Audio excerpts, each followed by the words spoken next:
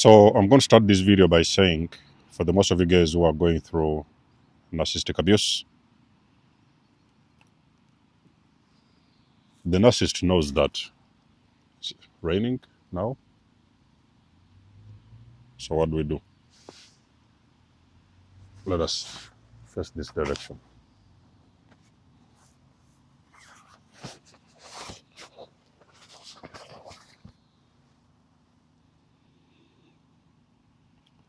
The narcissist knows that you can't fix them. They know that they're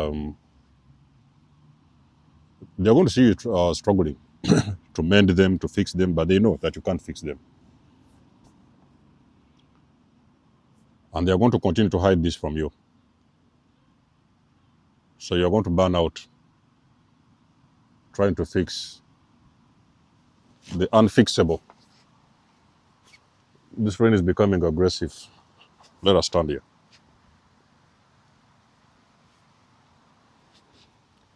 You're going to burn out fixing the unfixable.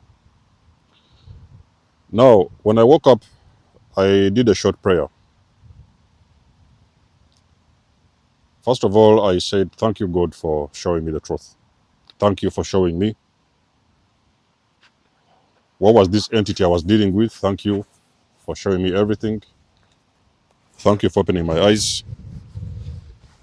And then I also asked God to bless this person, you know, protect this person, bless the person, that they may crawl back at some point. They can crawl back to the light. Because you see, I was at a stage at that point where I knew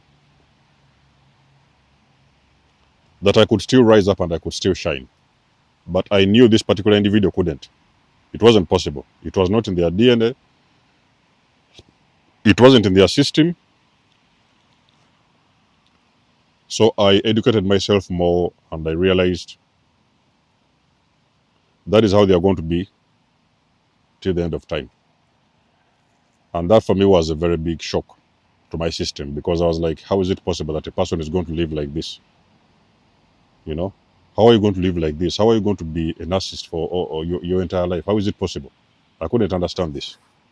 But I accepted it. I understood, I accepted it, I moved away. Anyway, you see, a lot of times, chosen ones,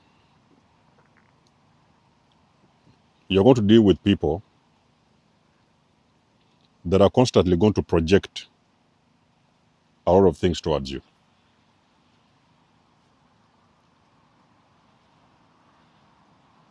In most of the cases, I used to think that I was fighting something out of me. I was thinking, what is going on exactly? When you dress this a certain way, when you dress like that, you look like this. When you dress like this, you look like that. Sometimes you go and choose the best clothes in the shop. You will come back and you put those clothes. This particular individual is going to show you those clothes are very horrible and they look bad on you. You will try to cook a meal, your favorite meal. They are going to tell you that you cook like an amateur. Maybe you have overcooked the meal, or the meal is completely undercooked. So it's always going to be something. They are going to be projecting so many things to you. They are going to be calling you different types of names. You are going to be in a constant battle for your soul.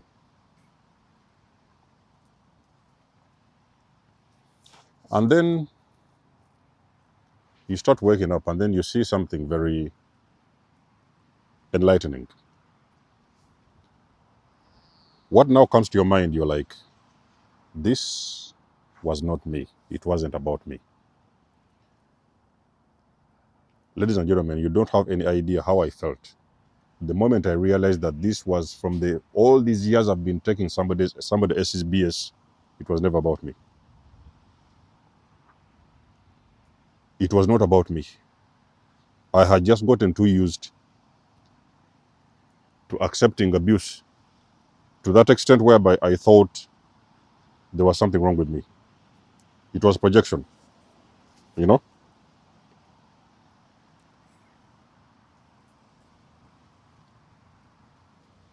A narcissist is going to project to you, at you, things that you've never had anywhere else. They can come around and call you something that is going to trigger you. You're going to go to bed thinking, why did this person call me this? Why did they tell me this kind of thing?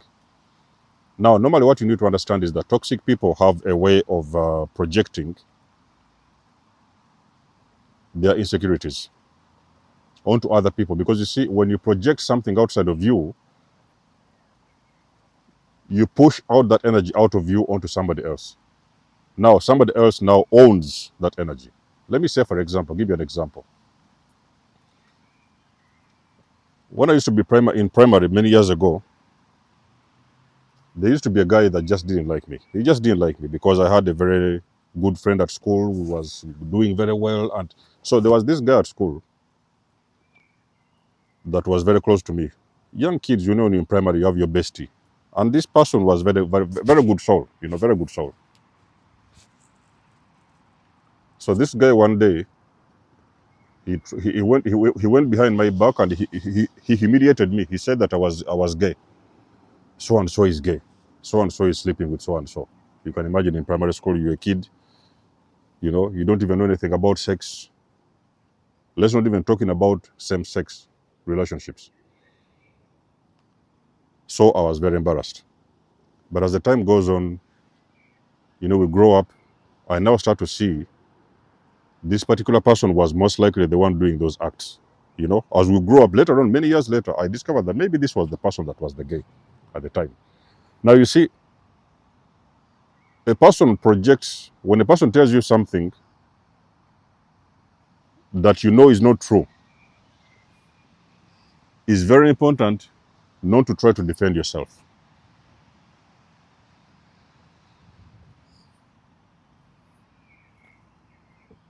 A person never comes around and projects something or screams at you or tells you something that you know from the bottom of your heart is not true. It is very important, do not defend yourself. Because you see, the energy you're receiving, by you defending yourself, you're receiving that energy. You're saying that yes, okay, they have sent the energy. Now you're going to go on the defense to start defending yourself. Don't do it. Don't do it. Just pretend that there's this what do they call this time? A very big block, invisible wall in between there that nobody can even see through. Pretend you didn't hear it. It's going to hurt a little bit because you know that it's not true, and you're going to start walking away. Your enemies need a trash can. Every time when you have a meal,